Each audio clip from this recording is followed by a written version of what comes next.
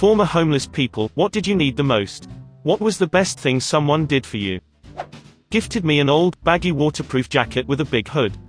It had many pockets too. A little large to carry around, since I was carrying a lot of other stuff, too, but proved very useful. It was very rainy at that time. Hygiene. Anyone who let me take a shower and shave was an angel. Came here to say this. Most homeless people aren't long-term, living on the street type homeless. The couch surfing or living out of their car. In my case mostly the former and some of the latter, for maybe 4 months many years ago. I had a job, some savings, and a working car. All I needed was a restroom and shower so I could go to work and not stink. I saved some money and got a place with roommates when a room opened up. Yes, my situation wasn't severe, but it was common. Luckily I had friends and wasn't addicted to drugs, so it wasn't really a terrible hardship. I usually would do dishes for people after staying there before I left, cleaned up if I was staying at after a party, etc. Got to repay people's favors and avoid being a burdensome mooch if you want to sleep on couches. Employment. I wasn't addicted, and wasn't mentally ill. But I had legal trouble and employers aren't going to hire someone who is probably going to jail 5 months from now. I had to work under the table for like 4 per hours. If there had been a way for me to get a decent temp job I could have probably got a shitty apartment for the interim. I was able to secure a spot in a church basement for a little while. The nicest thing anyone did was one of the people from church brought me a Super Nintendo and a stack of games to help keep the boredom and loneliness at bay. In the future, or if anyone here faces homelessness, look for landscapers or concrete formers in new developments. They don't care if you stabbed someone, they care if you can pick up a shovel or a form and slam it down. Physically brutal work at times, but most of them are okay with a temp guy or criminals or people about to go to jail. Hell, my old boss hired a convicted pedophile, kept him on up until he had to go to jail, and then when he was out hired him back. They need bodies, and desperate bodies are ideal. Clean socks and underwear and basic hygiene. The best thing a person did for me was explain to me that nobody gives a fuck about me except me and my family. That conversation went a long way to me stopping shooting up in alleys and getting a career. I was homeless with a dog, so that made everything a lot more difficult. Just finding enough food and water for us both to survive. When I was first homeless it would get pretty cold at night and it was hard to keep blankets because when it rained and they got wet it took forever for them to dry again. Me and my dog would huddle together under a tarp just shivering. This is the best spot we had. Lived at an abandoned tire shop, in a tire rack on a sort of bed I made out of stuff I found in various dumpsters. I would pick up bottles of water or whatever kind of drink people throw away, and fill them up at a water faucet outside this church that was nearby. They never bitched me out, so that was really nice. I was so scared every time I would go to fill up water, I remember shaking so bad, eyes darting around everywhere, ready to bolt. But it was so hot, I was so thirsty and hungry, sometimes on my way to get water I'd get too tired to even walk anymore from the heat and dehydration. I'd literally fall asleep on the sidewalk on a main street for hours. No one once ever stopped to check if I was dead. The best thing someone did was getting me off the streets. I was passed out under a bride with my dog, and I get woken up by this guy holding a box of donuts. I was in awe. He gave me 2, one for me and I gave the other to my dog. It tasted so good. Food. And it hadn't even been on the ground. He was with 3 people, they were part of an outreach group. They got me into a shelter, with my dog, that day. I was just crying, so happy, so thankful. I was barely surviving. My wife was homeless as a teenager. On Friday afternoons, a businessman would walk up to her and ask her if she was hungry. She would say yes, and he would take her into the restaurant on the corner. She never felt any danger with him and she has had to cut somebody badly before. He was just some dude offering her a meal. He would let her get anything in the menu. He would sit and read the paper and drink a cup of coffee. There was never any conversation. When he was finished, he would pay the bill and leave. There was never any exchange of words other than, "You hungry?" and "Have what you want," and "Have a good afternoon." This happened multiple times. She never felt like a project to him. She never felt less than him. She never felt in danger. He was just a guy who saw a dirty girl on the street who needed to eat. She has since gotten her GED, graduated from a trade school with a fitness degree, and now has earned her MBA with honors. She is an amazing woman and an amazing mother. The one wish she has is that she can run into the businessman who bought her lunches and thank him. Currently homeless, okay, and my way to getting in a place. The one that struck me the most: I was sleeping in my car in the back of a parking lot about a week after I lost my place. About 6:30 am, security knocks on my window. "Sorry, lady, I can't let you stay here," the usual. I apologized and told him I'd be out of his hair in a few minutes. So I got up and was packing my blanket and pillow into the trunk when he came back and handed me told me to go get a coffee. I pride myself on the fact that I'm working, not begging. He's the only person who has handed me money. It was one of the most touching things that has ever happened to me. I sat in my car and ugly cried for about 10 minutes, then went and got myself that coffee. The biggest thing someone did for me, however, was a complete stranger covering the cost of my storage unit for a month. I'm in there almost every day, clean clothes and all that. She does eBay or something similar. We've run into each other a couple times a week since I became homeless. She picked up on the fact that I was leaving in different clothes than I had coming in and asked about my situation. I'll admit, I was a little defensive, but honest. Stopped seeing her around after that, not sure if she moved or changed her routine or what. Come the end of the month, I go into the office to pay my bill and am told that it's been covered.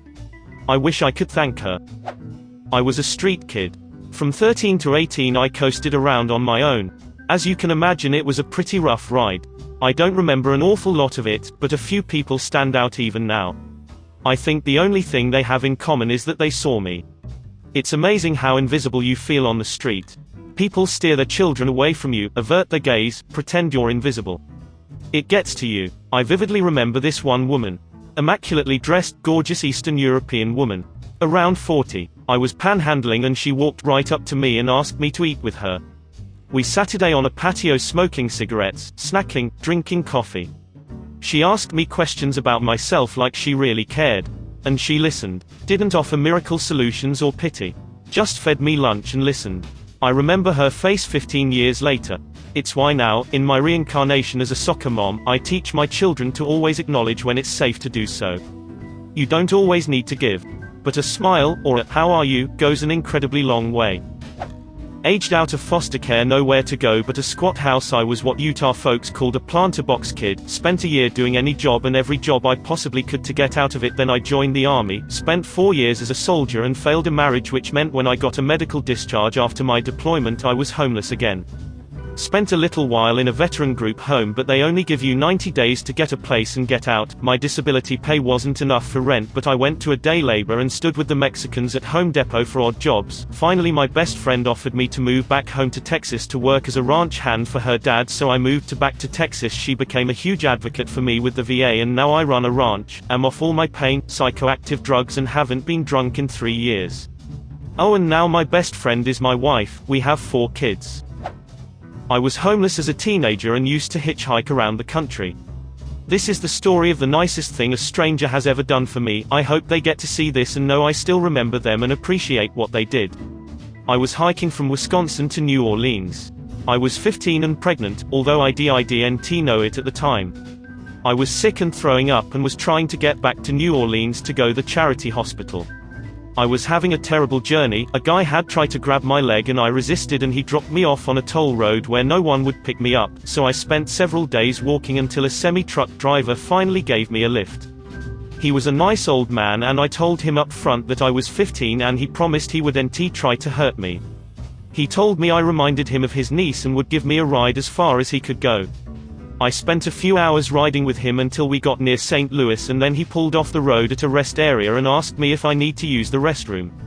I did, and I was stupid enough to leave my backpack in his truck when I went in to use it. When I came out, he had thrown my backpack out into the parking lot and left me there, and there were bums going through my bag stealing my stuff. I was tired, hungry, and now I had just been robbed of what little possessions I had. Only a few items of clothing remained. I walked down the highway again, and a short time later a car pulled over to give me a lift.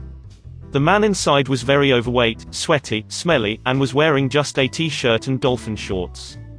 The only reason I accepted the ride was because he had a CB radio in his car, and I thought I could use it to call ahead for another ride. Joke was on me. Once we got down the road he told me the CB didn't work, and now I was stuck in the car with this creepy guy. Luckily, he said he could only give me a lift to the other side of St. Louis. It only took a few minutes before his hand started sliding up my leg. I scooted as close to the door as I could and told him I was only 15 and didn't put out for rides, and he immediately withdrew his hand and apologized. He said he would take me a bit farther to make up for it. A few minutes later, here comes the hand again. I asked him to let me out. He apologized again, and said he'd take me further. He started to pull off onto an exit. Me, can I get out here? Guy, no, there a place I want to show you. I look over and there a sign for a lake up the exit, and I instantly pictured myself tied to rock at the bottom of a lake. As soon as he got to the end of the exit ramp where it meets the off-road, I opened my door, grabbed my bag, and tried to jump out. He grabbed my necklace, one of those thick choke chain kind, and shirt, and pulled me back inside and started choking me with it. I was punching him as hard as I could, and I got a good one right in his nose. He loosened his grip enough for me to pull free, and I ran across the off-road and back onto the entrance to the highway. First he yelled, "Get back here, you stupid bitch," and tried to run after me, but he was too fat and I was too far ahead, so he tried to hit me with his car. I jumped over the little rail that runs along the ditch, and I guess he didn't want to damage his car, so he kept going and got back in the highway. Now I'm absolutely terrified that he's going to turn around at the next exit and come back for me, so I'm frantically waving down cars on the highway. My neck is swelling and it's hard to breathe, my shirt is torn open, I haven't showered or eaten in 3 days, I'm crying, I'm sick, I'm a fucking mess.